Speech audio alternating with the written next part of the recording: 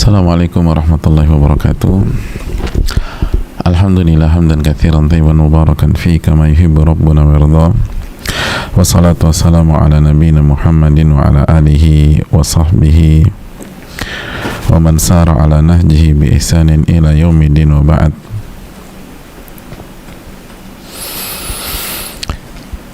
Hadirin yang Allah muliakan, kembali kita bersyukur kepada Allah Subhanahu wa taala yang kembali mempertemukan kita di kesempatan yang berbahagia ini dalam rangka meningkatkan iman kita dan ketakwaan kita kepada Allah Subhanahu wa taala, dalam rangka menjaga kita dari dosa dan kemaksiatan, dengan kita diberikan taufik untuk menuntut ilmu, untuk belajar dan berusaha mengamalkan apa yang kita pelajari.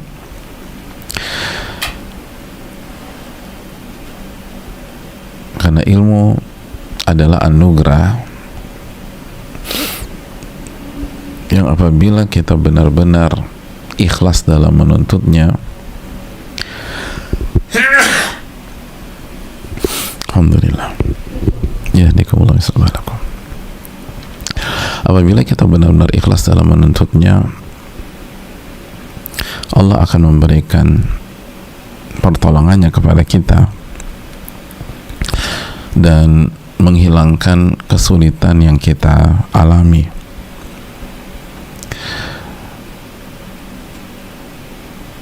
Dan itu luar biasa. Al-Imam Ibnul Jauzi, jamaah,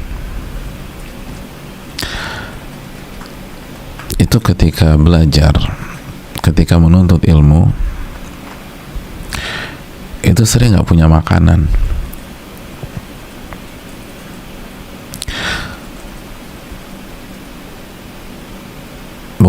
Bukan sebatas usahanya atau usaha seseorang itu jatuh, omset rugi dan seterusnya. Banyak di antara orang pada hari ini itu di triwulan sekarang ruginya miliaran, tapi dia masih bisa makan enak. Al-Imam Al-Jauzi pada saat itu belum mengatakan wa kuntu usbihu wa laysa li ma'kal. Aku tuh waktu menuntut ilmu sering memasuki waktu pagi dan aku nggak punya makanan. Wa umsi wa laysa li ma'kal. Dan begitu juga di sore hari, aku nggak punya makanan yang bisa aku makan. Jadi nggak punya uang sama sekali.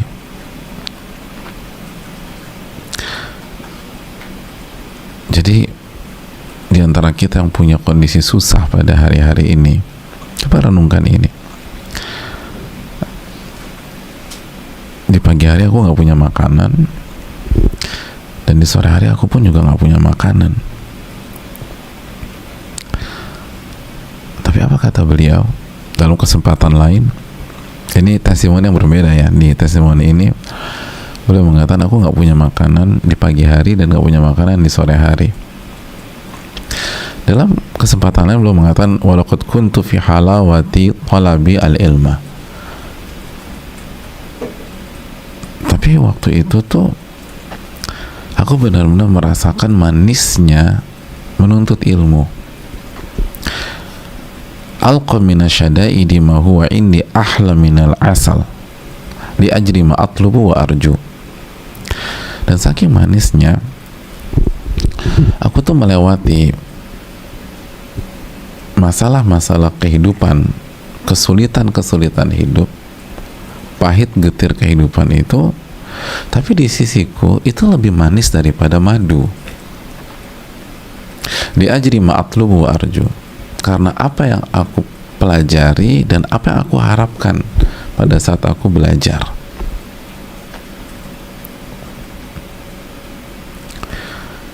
Jadi kondisi nggak punya makanan di pagi dan sore hari itu bagi Al-Imam Ibnul Jauzi, hari-hari itu tuh manis banget, lebih manis daripada mencicipi madu.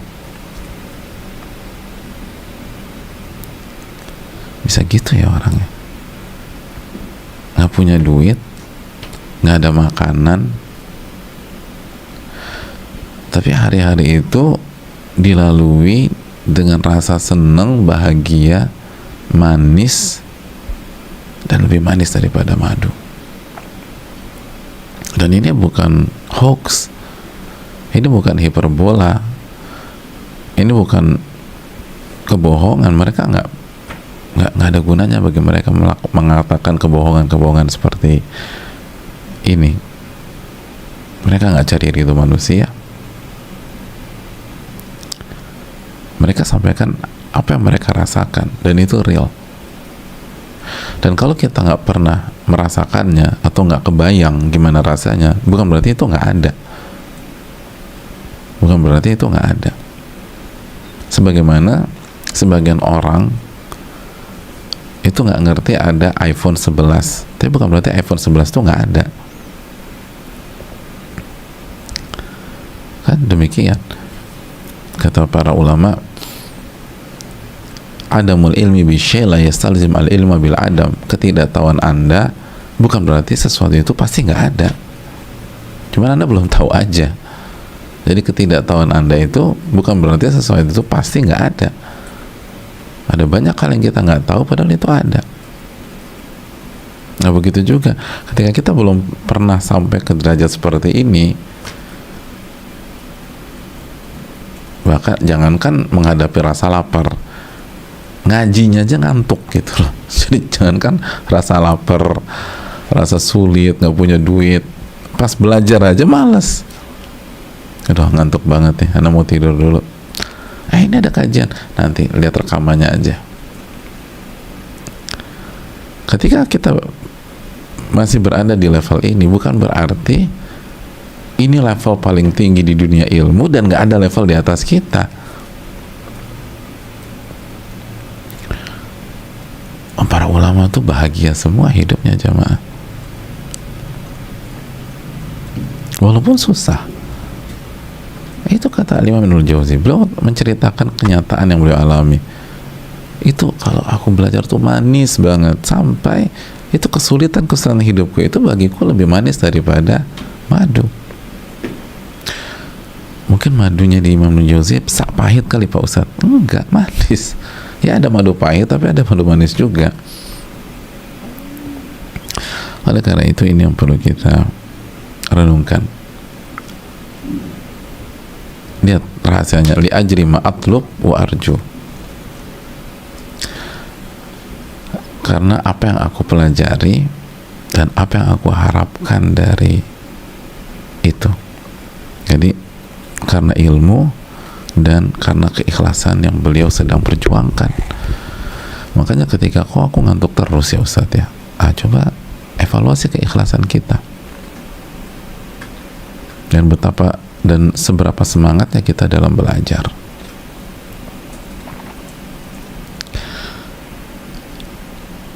Makanya bersyukurlah kepada Allah Subhanahu wa taala. Ilmu itu kalau kita pelajari dengan kesungguhan, itu bisa mengurai masalah-masalah hidup kita pada hari-hari ini. Ya, terus belajar, terus belajar, terus belajar.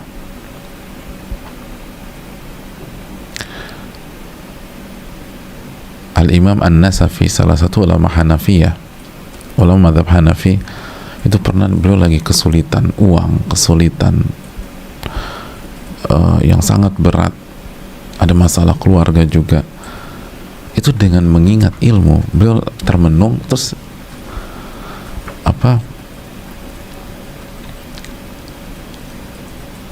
pikiran beliau langsung mengarah kepada ilmu. Itu beliau langsung senyum, senang, bahagia. Bahkan beliau saking bahagianya seperti pendukung sepak bola merayakan gol kesebelasan kesayangannya. Gimana sih supporter bola tuh kalau lagi seneng terjadi gol kan mungkin muter-muter gitu ya, nontonnya di ruang tamu dikelilingin. Itu Nasafi seperti itu, Al-Imam Nasafi. Terus beliau bilang begini, ainal muluk wa abnaul muluk, ainal muluk wa abnaul muluk, wa ainal muluk wa abnaul muluk. Mana para raja dan para pangerannya? Mana para raja dan para pangerannya? Kemana para raja dan para pangerannya? Maksudnya apa?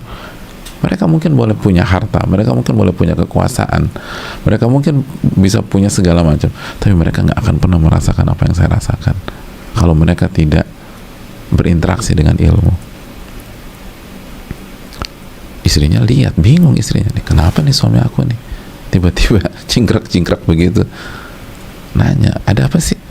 Iya tadi tuh saya, kan kamu tahu kita lagi ada masalah besar, terus saya ingat ilmu, saya senang.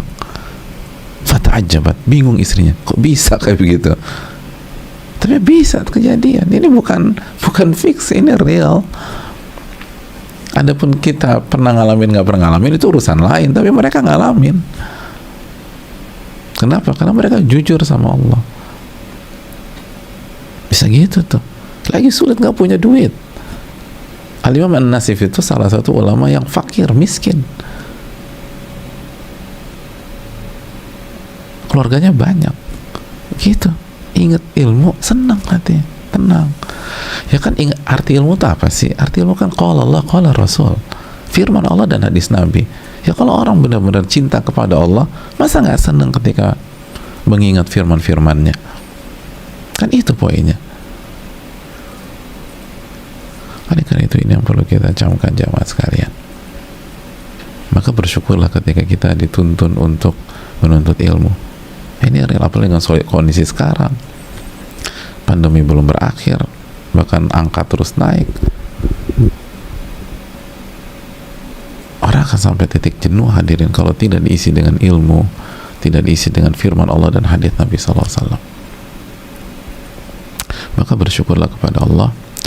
Sebagaimana jamaah sekalian, hendaknya kita selalu mengucapkan salawat dan salam kepada Rasulullah SAW. Karena barang siapa yang bersalawat kepada Nabi kita SAW sebanyak sekali, Allah akan bersalawat 10 kali. Dan itu akan berdampak besar di dalam kehidupan kita. Maka semoga salawat dan salam senantiasa tercurahkan kepada junjungan kita, Rasul kita Sayyidina Muhammadin sallallahu alaihi wasallam. Jamaah yang Allah muliakan, kembali bersama nasihat Nabi kita sallallahu alaihi wasallam kepada Abdullah bin Abbas. Nasihat yang sangat-sangat penting, sangat-sangat penting. Sampai-sampai sebagaimana kita jelaskan, ulama seperti Ibnu Rajab rahimahullah menulis buku khusus tentang masalah ini. Atau menulis buku khusus untuk mensyarah hadis ini. 100-an halaman. Dan Al-Imam Ibnul Jauzi itu pernah mengatakan dalam kitabnya Sayyidul Khatir, tadabbartu hadzal hadits fadahashani wa kitu atish. Aku tuh mentadaburi hadis ini dan benar-benar menakjubkan diriku. Benar-benar hadis ini tuh menakjubkan diriku. Senang ulama tuh belajar ini. Makanya beliau juga mengatakan wa asafa minal jahli bihadzal hadits wa qillatul fahmi li ma'na. Alangkah ruginya orang yang tidak mengerti hadis ini.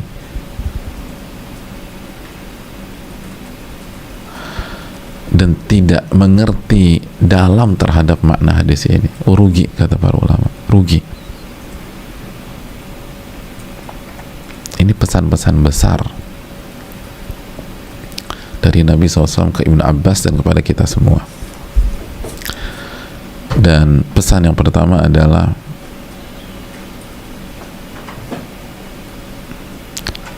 ihfadillah yahfadka. Jagalah hak Allah, niscaya Allah akan jaga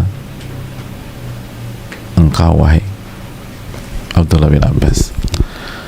Jagalah hak Allah, niscaya Allah akan jaga dirimu. Niscaya Allah akan jaga dirimu.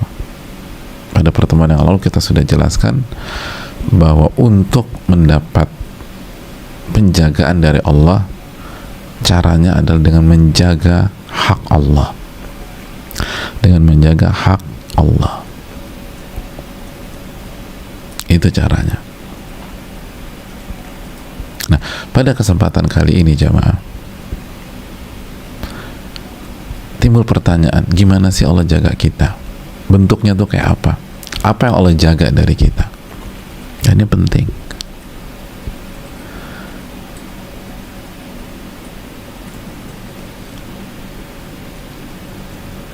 Kenapa kita harus benar-benar menjaga hak Allah? Karena sekali lagi, salah satu yang membuat kita hancur di dalam hidup ini bukan karena ujiannya jamaah, bukan karena beratnya kesulitan, tapi karena kita tidak tahu bagaimana Allah berbuat untuk kita. Kita tidak mengerti af'alillah, kita tidak mengenal Allah Subhanahu wa ta'ala, tidak mengenal nama-nama dan sifat-sifatnya, sehingga kita berpikir buruk tentang Allah. Allah kasih kebaikan, kita pikir ini keburukan. Allah bantu kita, kita pikir ini menjerumuskan kita. Allah menjaga kita, kita pikir Allah menghempaskan kita. Kenapa? Karena nggak ngerti. Karena nggak ngerti. Kayak anak kecil gitu loh, lagi megang pisau tajam, diambil sama ibunya, dipikir ibunya ngalang-ngalangin dia dan membatasi kebebasannya. Nangis nih anak kecil. Semua orang kan nih anak kecil nggak ngerti apa yang diinginkan oleh orang tuanya. Ketika ibunya mengambil pisau tajam itu dari genggamannya, itu bukan menghalang-halangi kebebasannya, itu untuk menjaga dia dan menyelamatkan dia. Tapi alih-alih bilang terima kasih, tuh anak kecil ngamuk, marah, kesal. Kenapa? Karena nggak ngerti sama sekali. Dipikir ibunya ingin menjatuhkan dia, nggak sayang sama dia. Makanya kan ibu jahat gitu. Pernah ngelihat anak kecil nangis marah-marah ke ayahnya atau ke ibunya keluar dari toko mainan karena nggak dibeliin mainan? Ibu pelit. Padahal ibunya pelit. Kok ibunya pelit? Padahal ibunya itu ingin mendidik dia agar nggak manja dan nggak memberikan seluruh keinginannya. Karena kalau seluruh keinginannya dipenuhi, rusak nih anak ke depan. Nah itu. Tapi karena si anak kecil belum ngerti, dipikir ibunya pelit. Masya Allah. Falillahil mathalul a'la. Apalagi Allah Subhanahu wa ta'ala. Kita nggak ngerti gimana Allah jaga kita. Kita pikir Allah nggak pernah jaga kita. Kita pikir Allah tinggalin kita. Padahal ini sebuah kaidah yang jelas dari Nabi SAW. Ihfadillah yahfadka. Jagalah hak Allah, niscaya Allah pasti jaga kamu. Pasti udah. Nggak mungkin enggak. Pasti. Tapi kita nggak ngerti seringkali gimana Allah jaga kita. Makanya kita, atau sebagian kita marah sama Allah Subhanahu wa ta'ala, ngancem Allah Subhanahu wa ta'ala.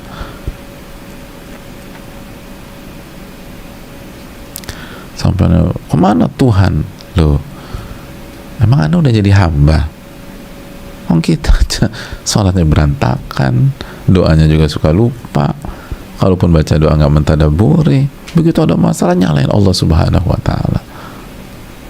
Ini manusia itu zuluman jahula kan gitu ya, zuluman jahula, zolimnya minta ampun, bodohnya luar biasa. Akhirnya begini deh.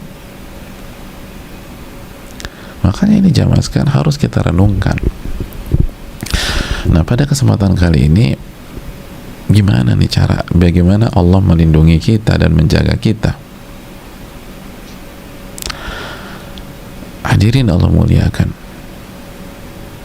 Dan ini kelanjutan pertemuan kita yang sebelumnya ya. Secara garis besar, Allah itu menjaga kita dari dua sisi. Dari dua sisi.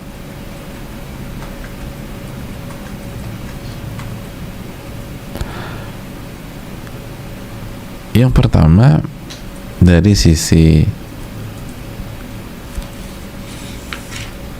duniawi, menjaga fisik kita, jasmani kita, kekuatan kita, akal sehat kita, dan seterusnya.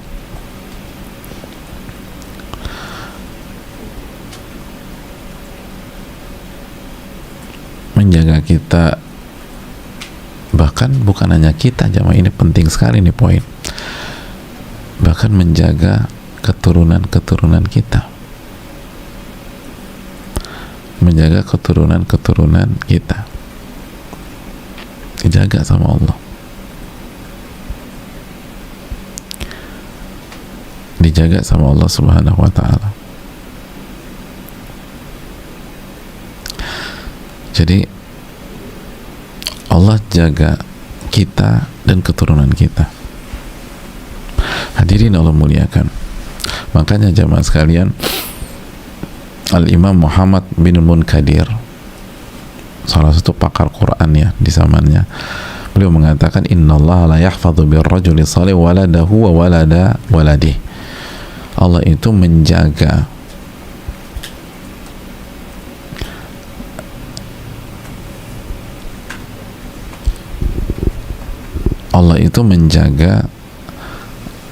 para anak dan cucu itu karena kesolehan orang tersebut.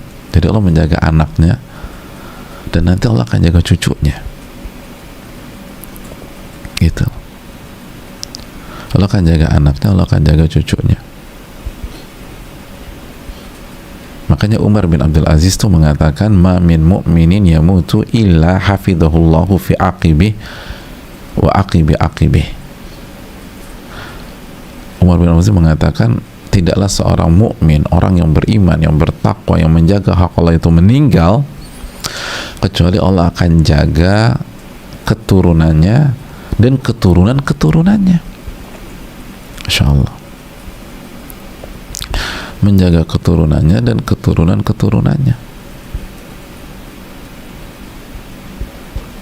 Gitu jemaah. Makanya kita nih, kalau benar-benar kita sayang sama anak kita, kita sayang sama cucu kita sayang sama cicit kita, solusinya bukan ke akad riba misalnya, solusinya bukan ke akad goror, solusinya jaga hak Allah Subhanahu wa ta'ala, gitu. Solusinya jaga hak Allah. Jadi banyak orang tuh karena sayang, pengen ngejagain masa depan anaknya gitu ya, akhirnya larinya ke akad riba jamaah, larinya ke akad goror, atau sebagian orang larinya ke sibuk di luar, workaholic, yang lupa terhadap hak istri dan anak-anak.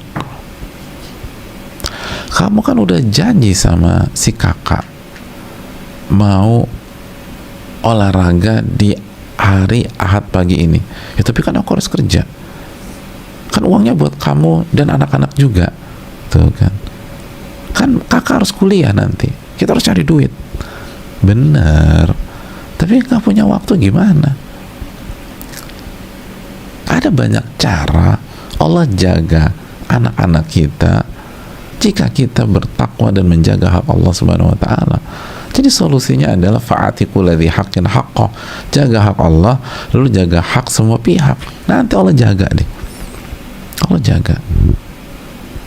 Kita nih hanya pakai logika. Dan lucunya kita juga bukan orang paling hebat logikanya di Indonesia. Tapi kayaknya harusnya begini. Lu belum tentu, Mas. Dulu fisika juga dapat 4 kita. Ya bukan kita sih, mungkin sebagian kita, saya mungkin. Jadi udahlah, jangan merasa sok pintar, itu poinnya. Kalau memang sayang sama anak, cucu, jaga hak Allah. Jadi bukan hanya kita yang dijaga, kita, anak-anak kita, cucu kita, cicit kita. Makanya hadirin Allah muliakan, Sa'id bin Musayyib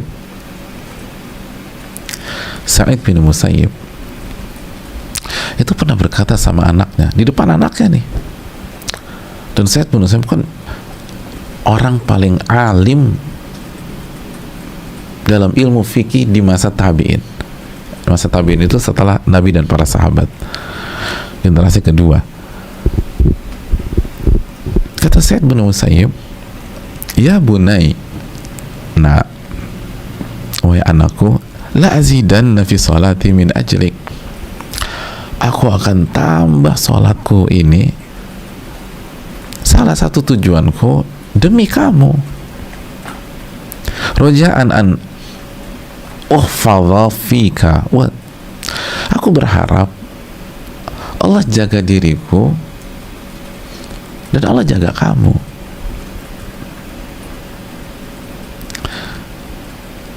Jadi bahasa kita, ayah ini ibadah, jungkir balik, salah satu tujuannya agar Allah jaga kalian gitu, Allah jaga kamu. Pernah nggak kita berpikir demikian?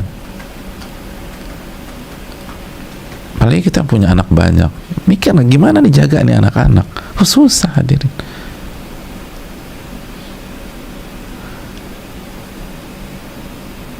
Ini kalau bukan Allah nggak bisa udah. Apalagi zaman sekarang, jaga anak-anak zaman sekarang. Berapa hebat kita bisa dampingi mereka. Oke, kalau anak kita 1, kalau anak kita 11 kayak pemain sepak bola. Terus semua 4 orang di S1, terus ada 2 orang di S2, lalu 3 orang di SMA. Gimana cara jagain pergaulan mereka tuh? Dari bandar, dari teman-teman yang buruk, dari diajak hangout, diajak clubbing, diajak nyoba putau, diajak nyoba ganja, seterusnya. Gimana caranya? Kalau kita punya anak 11, punya anak 7, udah gitu mereka pintar-pintar, lebih cerdas dari kita. Tenang Pak Ustadz, aku akan ngelihat handphonenya. Gimana lihat handphonenya? Uang pasportnya aja nggak bisa buka kok. Pintaran anak kita daripada kita. Ini gimana sih? Buka handphone kita aja minta tolong mereka. Nah, sini. Ini gimana nih handphone ayah nih? Kok nggak bisa? Ya Allah, ayah jadul amat. Gini ya, gitu loh. Itu pakai fingerprint, itu ayah tinggal tempelin jempol ayah ke sini. Oh iya, bisa. Jadi hadirin Allah muliakan, mereka canggihan mereka seringkali. Terus gimana kita jaga?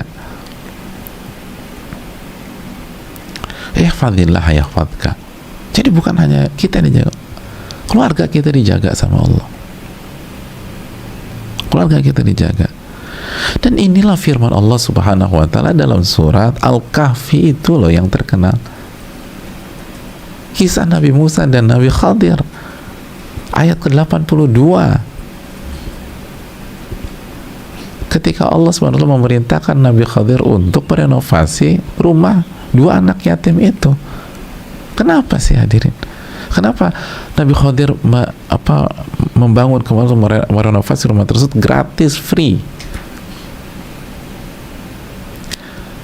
Karena kan kita tahu bahwa di bawahnya itu ada harta yang Allah peruntukkan untuk mereka nanti. Dan kenapa Allah jaga banget nih 2 anak yatim? Allah jelaskan dalam ayat tersebut, wa kana abuhuma salihah wa ammal jidaru fakana ligulamain yatimaini fil madinah. wa kana tahtahu kanzun lahuma wa kana abuhuma salihah fa arada rabbuka an yablugha ashuddahuma wa yastakhrija kanzahuma rahmatan min rabbik wa ma fa'altuhu an amri dzalika ta'wilu ma lam tastati' alaihi sabra. Yang artinya Allah Subhanahu wa taala menyatakan, adapun dinding rumah tersebut adalah milik dua anak yatim di kota itu. Nah, di bawahnya itu ada harta, benda simpanan buat mereka berdua. Nah, ini poinnya. Wa kana abuhuma shalihah. Ayahnya ini orang soleh. Nah, karena ayahnya orang soleh, Rabbmu itu ingin supaya mereka tetap stay di rumah itu sampai mereka dewasa, nanti mereka temukan tuh simpanannya.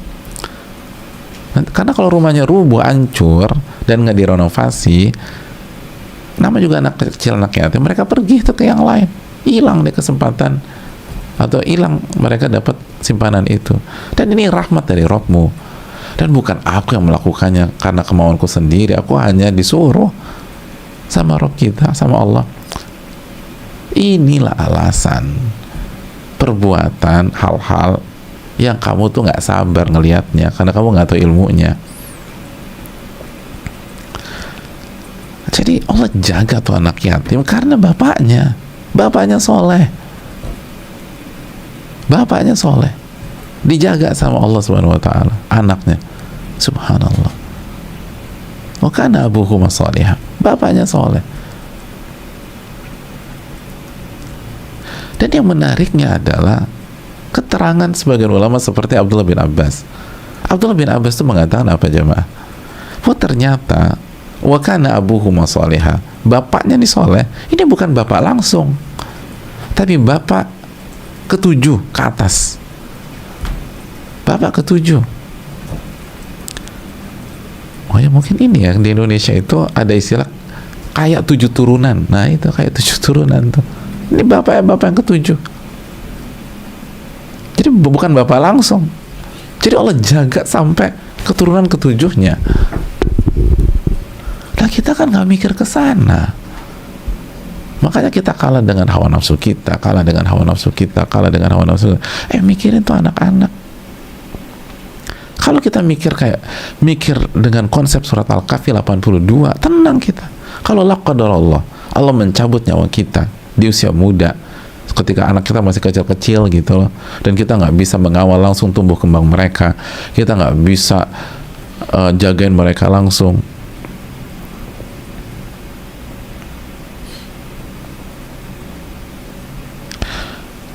Hadirin Allah muliakan, tapi kita punya Allah Subhanahu wa Ta'ala.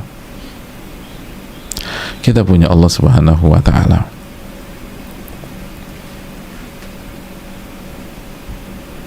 Kita punya Allah Subhanahu wa Ta'ala. Allah yang akan jaga, bukan kita.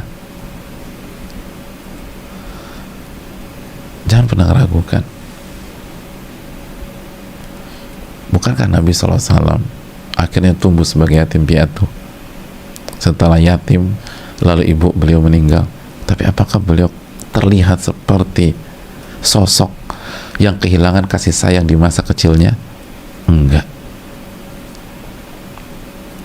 Beliau manusia paling sempurna. Padahal masa kecilnya tidak pernah dapat sentuhan seorang ayah kandung, dan ibu beliau meninggal dunia. Ini kadang-kadang kita pakai logika, lupa bahwa Allah tuh bisa ngejaga bukan lebih lagi, Allah bisa jaga dengan sempurna. Kita juga kalau mau jaga gimana? Ngerti ilmu parenting juga enggak ngerti teorinya, konsepnya. Kan harusnya kita tahu diri ya. Udah, kalau kayak gitu saya harus jaga nih gitu. Jaga hak Allah Subhanahu wa Ta'ala. Gitu jamaah sekalian. Keturunan ketujuhnya masih dijaga.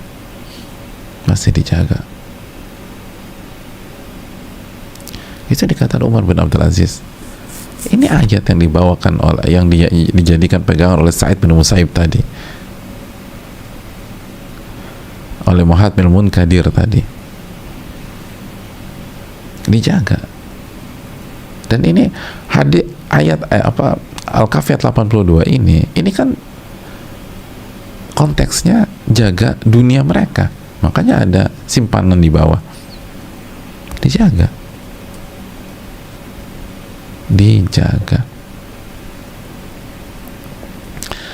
sama Allah Subhanahu wa ta'ala. Nabi Isa alaihissalam, Nabi Isa lahir tanpa ayah kandung, dijaga tuh, nggak lemah, nggak jadi feminim. Kenapa? Dijaga sama Allah. Berani, padahal nggak ada ayah kandung. Beda dengan banyak anak, ketika hanya diasuh ibunya, jadi kehilangan sisi maskulinnya.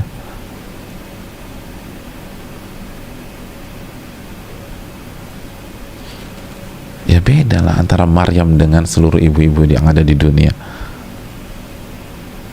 Maryam mutahharaki wastafaki ala nisa'il alamin. Maryam luar biasa, makanya Allah pilih dari seluruh wanita yang ada di dunia. Jadi hadirin Allah muliakan, ini membuat kita harus terus berjuang menjaga hak Allah, menjaga hak Allah Subhanahu wa ta'ala. Allah kan jaga duniawi kita, dan bukan hanya kita, anak-anak kita, cucu kita, cicit kita.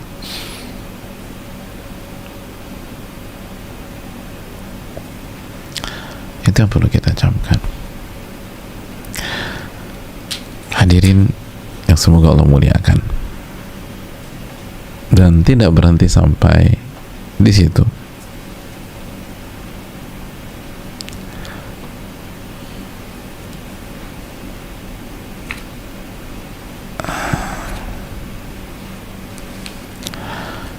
Di antara penjagaan Allah, dan ini lebih penting,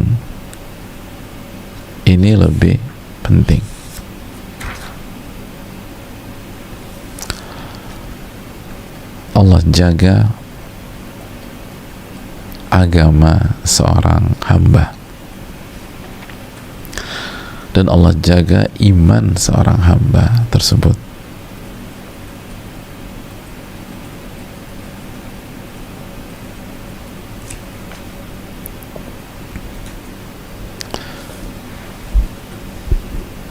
Ini lebih tinggi dan puncak penjagaan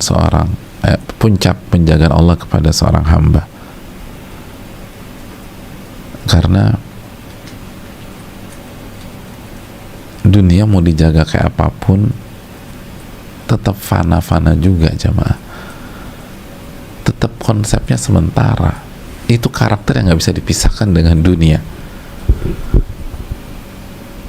Dan dunia mau dijaga kayak apapun tetap rendah aja. Makanya kan sebagian ulama mengatakan kehidupan material ini dinamakan kehidupan dunia karena dunu itu rendah di antara mananya. Jadi hadirin Allah muliakan, maka kita harus membuka mata kita ke sisi yang lebih tinggi dari itu, yaitu penjagaan terhadap iman dan agama kita. Jadi kalau kita berusaha untuk menjaga hak Allah, maka Allah akan jaga iman kita dan agama kita. Makanya para ulama menjelaskan, lihat bagaimana lihat bagaimana Nabi kita Shallallahu Alaihi Wasallam melepas orang yang hendak safar dengan doa, melepas orang yang akan safar dengan doa.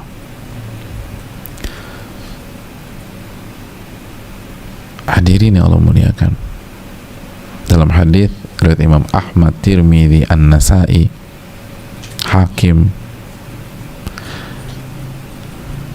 dan lain-lain, Nabi berdoa apa kepada orang yang mau safar? Astaudiullaha dinak wa amanatak wa khawatima amalik. Astaudiullaha dinak, aku titipkan kepada Allah. Apa yang dititipkan? Duit, fulus, kesehatan, dinak, agamamu. Ini orang mau safar nih, mau pergi. Lalu Nabi bacakan doa, dan ini yang hendaknya kita bacakan kalau ada orang mau safar. Aku titipkan agamamu. Ada aku titipkan kepada Allah agamamu. Agama, lihat. Wa amanatak, dan amanatmu. Wa khawatima amalik, dan akhir dari amalmu. Masya Allah. Lihat. Dalam jamaah. Oh, dalam. Kita orang musafir, sebagian kita hanya mikir bekal aja. Bawain bekal. Nasi uduk, gitu. Rendang biasanya, rendang ya. Rendang udah favorit banget ya. Orang safar tuh rendang. Terus apa lagi? Teri asin. Waduh, Masya Allah. Sambal ya. Aduh, apalagi keluar negeri, sambal harus ada. Susah nyari sambal di luar. Tapi Nabi SAW, astaudiullah dinak wa amanatak wa khawatima amalik. Aku titipkan kepada Allah agamamu, amanatmu, dan akhir dari amal-amalmu. Dan dalam riwayat Nabi mengatakan, innallaha idza stauda'a syai'an hafizah. Allah, atau innallaha idza istaudi'a syai'an hafizah. Ustudi'a syai'an hafizah. Allah itu kalau dititipin sesuatu, Allah akan jaga sesuatu tersebut. Ya Allah lah. Allah tuh kalau dititipin sesuatu, Allah akan jaga. Jadi ketika kita doakan, aku titipkan kepada Allah agamamu, Allah akan jaga agama. Makanya nih, khususnya buat orang tua nih, ketika anaknya pamit mau kuliah di luar daerah, mau kuliah di luar negeri, doa ini yang dibaca. Doa ini dibaca biar dijaga sama Allah di sana. Nggak hafal Pak Ustadz, ya Allah, nyontek aja. Ini kan bukan ujian Eptanas. Nyontek aja baca. Airport tuh baca, astagfirullah dinak wa amanatak wa khawatima amalik. Gitu. Dari hati, apalagi orang tua yang baca ya. Orang tua yang baca tuh. Apalagi mau di airport mau lepas anak sambil nangis. Waduh, insya Allah deh. Insya Allah. Kalau udah dari hati itu doa, Allah kan akan ijabah, insya Allah. Allah pasti ijabah. Dari dalam hati. Baca.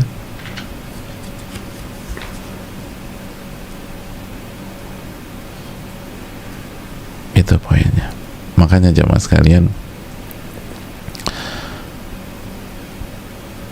sebagian atau ada seseorang di masa ulama klasik, kata para ulama, kata Ibnu Rajab, itu berkata kepada saudaranya, ini di era klasik, di era sahabat tabi'ut tabi'in, ya akhi, la tas'al an hifdhihi walakin kul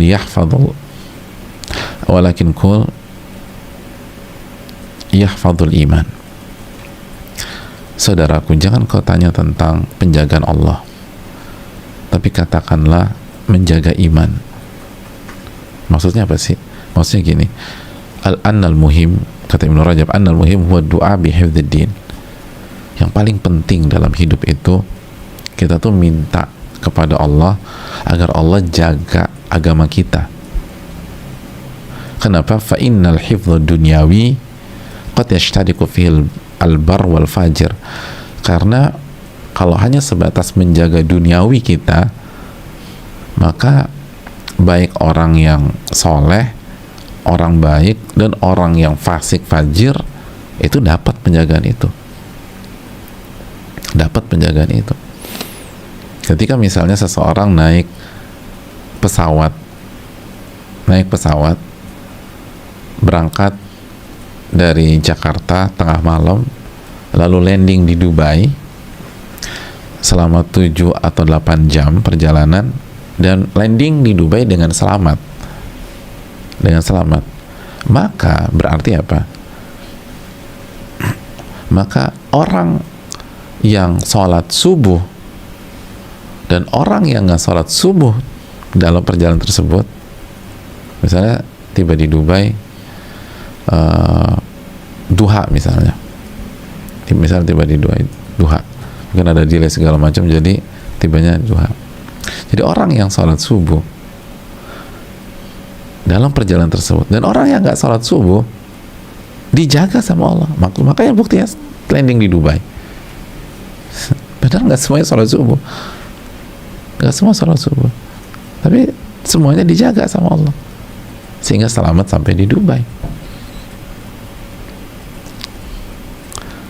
Orang yang di pesawat mesennya air putih karena nyari yang halal, dan yang mesennya minuman keras, sama-sama dijaga sampai Dubai. Gitu. Makanya ulama klasik dulu tuh bilang, yang paling penting minta dijaga agama. Karena kalau duniawi bisa kalian sama aja. Terus apa bedanya dong? Jaga agama. Makanya hadirin Allah muliakan, Umar itu pernah terkagum-kagum ketika mendengar ada seseorang doanya begini, Allahumma innaka taqulu bainal mar'i wa qalbi faqul baini wa baina ma'asik. Ya Allah, engkau tuh bisa memisahkan antara seseorang dan hatinya, maka tolong pisahkan aku dengan segala bentuk kemaksiatan kepadamu. Fa'ujiba dzalika Umar kagum nih, bagus banget nih doa ya. Jadi orang ini minta tolong pisahkan aku dengan berbagai macam maksiat, tolong ya Allah gitu.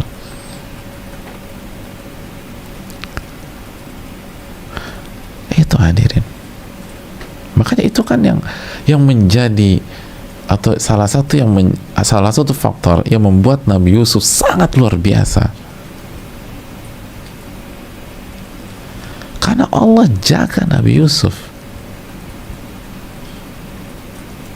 Allah jaga Nabi Yusuf dari segala keburukan. Dan kita bisa lihat dalam firman-Nya surat Yusuf ayat 24. Surat Yusuf ayat 24, kadzalika linasrifa anhu as-su'a wal fahsya innahu min ibadinal mukhlasin. Dan demikianlah kami memalingkan darinya kemungkaran dan kekejian. Sesungguhnya Yusuf itu termasuk hamba-hamba kami yang ikhlas. Nah, konteks, coba kita lihat ayat ini. Ini konteksnya dijaga dari apa? Dari kemiskinan. Walaqad hammat bihi wa hamma biha laula an ra'a burhana rabbi. Wanita itu, istri Al-Aziz, udah pengen sekali sama Nabi Yusuf, dan Yusuf punya hasrat dengan wanita itu. Kalau saja Nabi Yusuf tidak melihat tanda dari Rabb-nya, dijaga sama Allah, dijaga.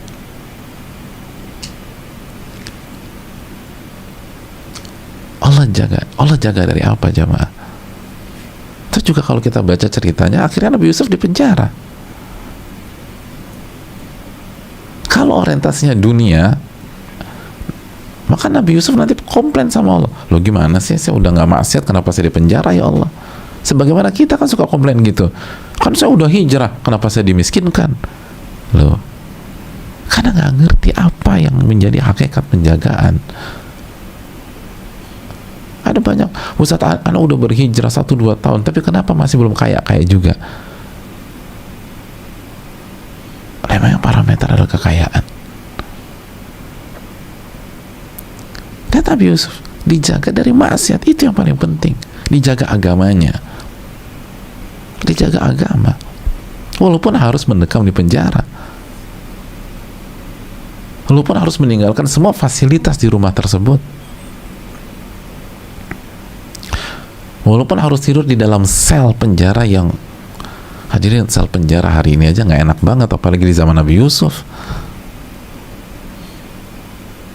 Bayangin gimana kondisi penjara pada hari itu.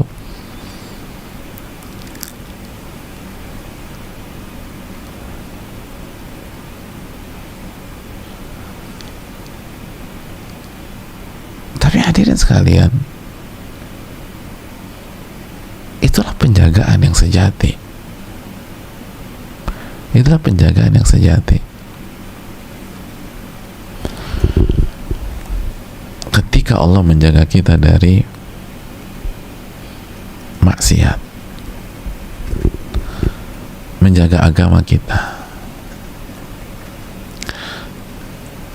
itu penjagaan yang sejati. Menjaga hati kita dari hasad, menjaga hati kita dari sombong, menjaga hati kita dari riya, menjaga hati kita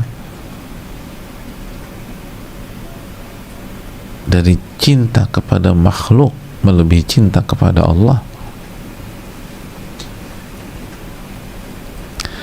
menjaga diri kita dari rongrongan hawa nafsu kita sendiri. Oh, itu paling dalam, jamaah. Itu penjagaan yang paling penting. Menjaga hati kita dari terfitnah dengan dunia, baik kita miskin, apalagi pas kita lagi banyak duit.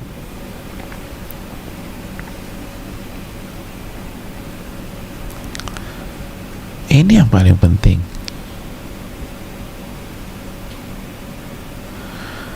Dan ketika Allah menjaga kita dari maksiat, itulah penjagaan yang sebenarnya.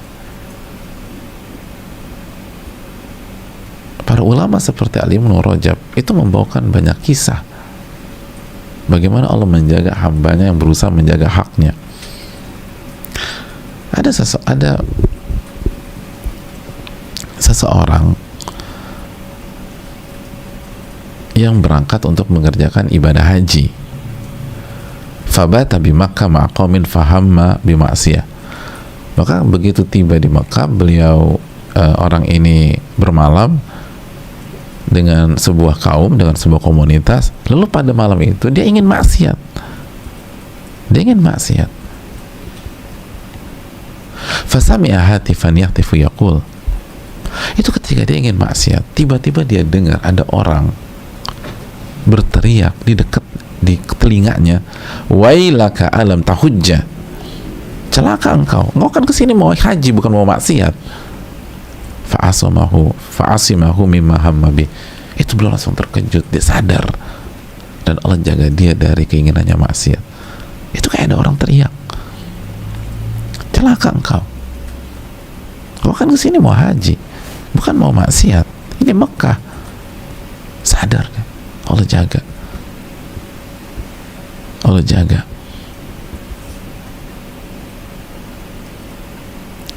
Ada kasus lagi, ada orang ingin maksiat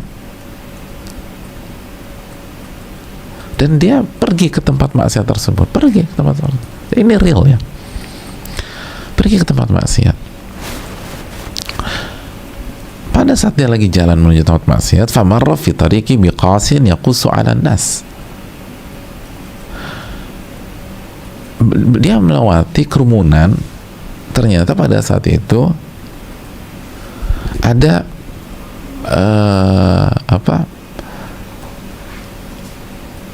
public speaker kalau bahasa kita yang sedang bicara di hadapan manusia, pinggir jalan bicara, kasih nasihat atau bicara atau motivasi dan seterusnya. Mungkin kalau di Jakarta atau kultur kita nggak begitu ya, tapi kalau di luar sampai sekarang kan masih ada. Tiba-tiba orang ngumpulin orang pinggir ada kerumunan, kita lagi jalan, orang bicara. Fawaqafa ala halaqatihi, lalu dia tertarik, ini orang bicara apa? Gue mau dengerin dia mau dengerin tuh, berhenti deh, ingat dia mau maksiat. Fasami'ahu, lalu dia dengerin. Yaqulu, tiba-tiba public speakernya itu mengatakan, ayyuhal hamu bil ma'siyah, amma alimta anna khaliqal himmah muttaliun ala himmatik. Wahai orang yang ingin maksiat hari ini, saat ini, tidakkah engkau mengetahui bahwa pencipta hasratmu itu mengawasi hasratmu tersebut? Jadi tiba-tiba public speaker itu bilang, wahai yang ingin maksiat detik ini, tidakkah engkau tahu bahwa pencipta hasratmu itu mengawasi hasratmu? Itu kaget dia, karena seakan-akan public speaker itu bicara langsung dengan dia. Lalu dia pingsan, kaget pingsan dia. Lalu ketika dia bangun, dia tobat kepada Allah Subhanahu wa Ta'ala. Itu salah satu cara penjagaan Allah loh. Bisa gitu. Padahal public speakernya nggak bicara tentang apa-apa, tiba-tiba langsung kayak nembak gitu loh. Pasti lagi itu, yang ingin maksiat. Kaget dia. Dan itu kan real. Seperti salah satu jamaah waktu kita kajian Sabtu malam kan pernah menyampaikan pengalamannya. Salah satu jamaah kita diajak temennya ke hiburan malam, pas mau masuk kan tiba-tiba ada orang nyamperin dia, dan orang itu bilang jangan bergaul sama dia, nggak baik. Kalau nggak salah gitu kan ya. Tiba-tiba, dan yang disamperin cuma dia doang, yang temennya nggak disamperin. Yang disamperin cuma dia doang. Jangan bergaul sama mereka nggak baik. Dan dia langsung kaget tuh. Itu bentuk penjagaan dari Allah. Dan kita mungkin punya pengalaman seperti itu. Itu lebih penting daripada dijaga cash flow kita, jamaah. Lebih penting daripada dijaga bisnis kita duniawi semata. Itu kita dijaga dari maksiat.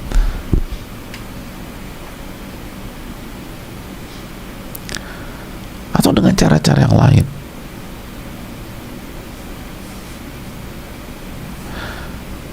Ada kasus, ada anak remaja udah pengen maksiat di rumahnya, orang tuanya keluar kota. Keluar kota, kamu di rumah aja. Dia udah rencana maksiat. Mungkin dia mau undang teman perempuannya ke rumahnya kosong. Tiba-tiba tantenya datang. Loh, kok tante datang? Iya, bisa tante pikir kan kamu sendirian di rumah. Kasihan orang papa mama kamu kan keluar negeri. Jadi tante selama mereka pergi, tante di sini deh. Tante udah telepon sama mama kamu, katanya nggak ada masalah, malah seneng. Gagal deh akhirnya tuh maksiat malam itu. Tantenya datang nginep situ. Itu penjagaan Allah biar kita gak maksiat. Tapi dulu aku berantakan juga sholatnya, Ustaz. Lu bisa jadi bukan kamu, orang tua kamu tuh rajin tahajud. Jadi Allah jaga kamu tuh gara-gara orang tua kamu. Orang tuamu yang doa, yang nangis di waktu malam. Pergi. Allah lihat kamu, kalau mereka pergi kamu maksiat.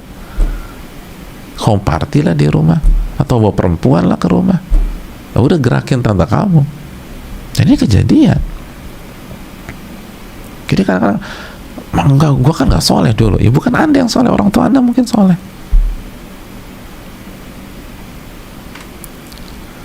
Atau bisa jadi Allah jaga kita, ditangkap kita. Baru mau coba obat-obatan, baru mau tiba-tiba kegerebek, dibawa ke polsek. Kita pikir ini adalah musibah atau ini menghancurkan, padahal itu cara Allah menyelamatkan kita.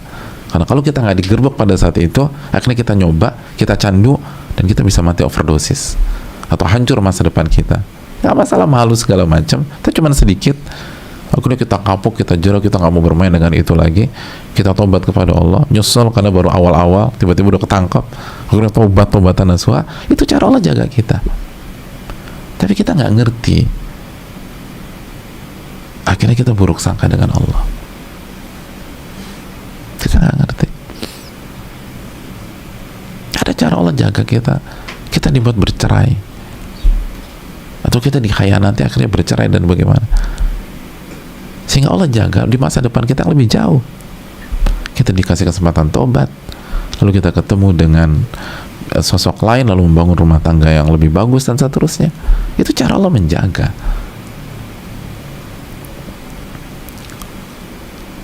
Itu cara Allah menjaga kita. Makanya jamaah sekalian, fokus ke kotak kita lah, jaga hak Allah, maka insya Allah akan jaga kita. Dan Allah tuh Al-Alim, Allah maha mengetahui. Jadi Allah bisa menolong kita atau menjaga kita dari cara yang nggak pernah kita pikirkan sama sekali. Wa yarzuqu min haitsu la yahtasib, dari arah yang nggak pernah kita duga.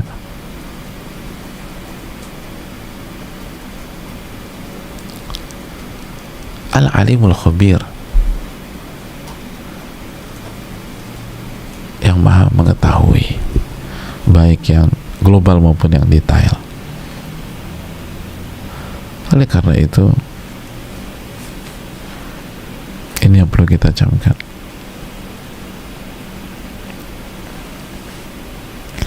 Ini yang perlu kita cermati. Wallahu ta'ala alam bisawab.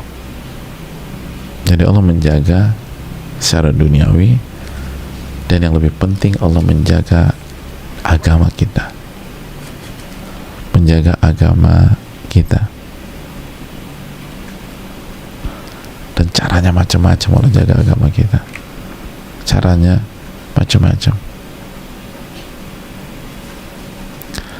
Caranya macam-macam.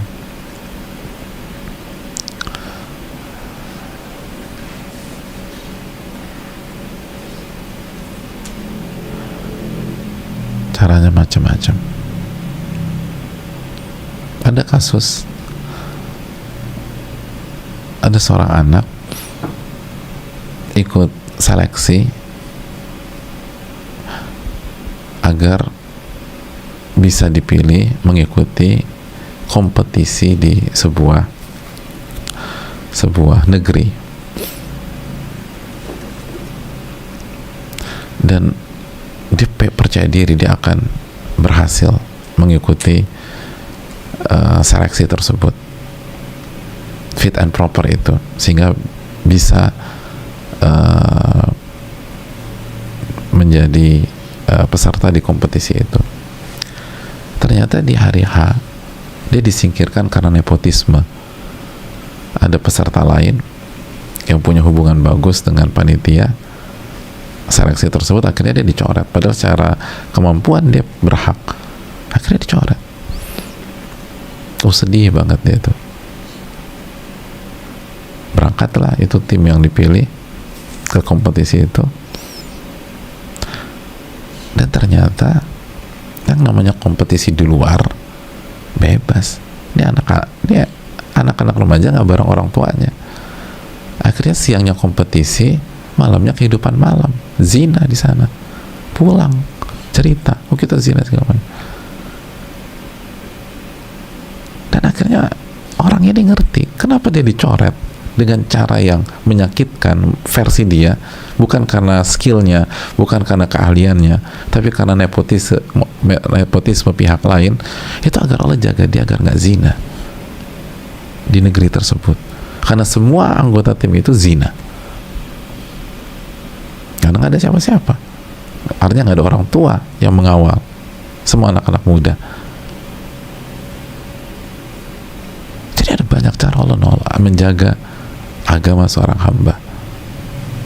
Ini yang perlu kita camkan, dan ini yang harus lebih kita prioritaskan dibanding urusan duniawi kita. Karena sekali mentok-mentok urusan duniawi, pertama, itu tidak membedakan antara orang soleh dan orang yang fasik, dan yang kedua, dijaga urusan duniawi mau sampai kapan? Itu juga ada akhirnya, ada endingnya. Itu juga kita akan meninggal juga, dan kita akan meninggalkan itu semua. Tapi kalau dijaga agama, itu akan mengantarkan kita pada kebahagiaan yang kekal abadi selama-lamanya di surga. Ini bisa disampaikan. Ihfadillah yahfadka, jagalah hak Allah, niscaya Allah akan jaga Anda. Kita akan lanjutkan insyaallah hadis ini di pertemuan yang berikutnya dengan meminta pertolongan kepada Allah dan dengan segala keterbatasan kita, dan jagalah hak Allah Subhanahu wa taala. Ini nasihat untuk yang berbicara dan kita semua, dan tidak ada yang sempurna, maka segera istighfar dan taubat jika kita miss dalam masalah ini. Semoga Allah memberikan kita ilmu yang bermanfaat dan menjauhkan kita dari ilmu yang tidak bermanfaat, dan semoga Allah Subhanahu wa taala menerima amal ibadah kita. Subhanakallah wa bihamdika asyhadu la ilaha illa anta astaghfiruka wa atubu ilaik. Assalamualaikum warahmatullahi wabarakatuh.